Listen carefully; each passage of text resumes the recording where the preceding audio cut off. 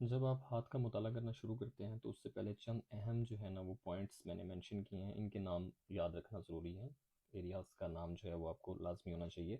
सबसे पहले अगर आप देखें तो आपको लाइफ लाइन का पता होना चाहिए।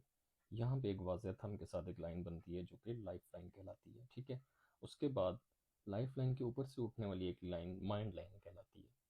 फिर हम आते हैं फेट लाइन की तरफ, किस्मत की लाइन कहते हैं।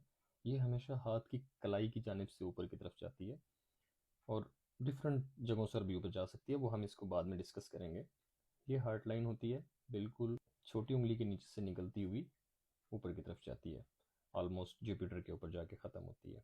उसके बाद अगर हम एरियाज़ के नाम देखें, सबसे पहले हम इस पर आते हैं तो फिंगर ऑफ जुपिटर। सबसे पहली फिंगर जो है वो फिंगर ऑफ जुपिटर कहलाती है, दोनों हाथों की। सेकंड जो है वो फिंगर ऑफ सैटर्न है। थर्ड फिंगर ऑफ अपोलो है। फोर्थ फिंगर ऑफ मरकरी है। उसके बाद ये एक लाइन होती है, यहाँ पे बनती है, ये इस हाथ में मेंशन है ये लाइन, ये आप देख रहे हैं, ठीक है। इसको हम कहते हैं क्राइडल ऑफ वेनस, ठीक है। इस एरिया को, जो कि थंब का एरिया होता है और लाइफ लाइन के बीच में होता है, ये माउंड ऑफ वेनस कहलाता है।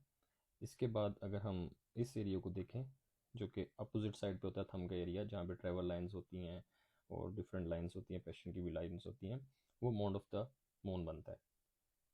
उसके एग्जैक्ट ऊपर मार्स का एरिया कहलाता है। ये एरिया जितना भी है ये मार्स का एरिया कहलाएगा। उसके बाद ये नीचे ब्रेसलेट्स, ये एरिया जो है कलाई का एरिया, इसको हम ब्रेसलेट का नाम देते हैं, इसके बारे में तफसील से हम बात करेंगे। थंब का ये पॉइंट जो है ना, इस एरिया को हम लॉजिकल कहते हैं, लॉजिक कहते हैं।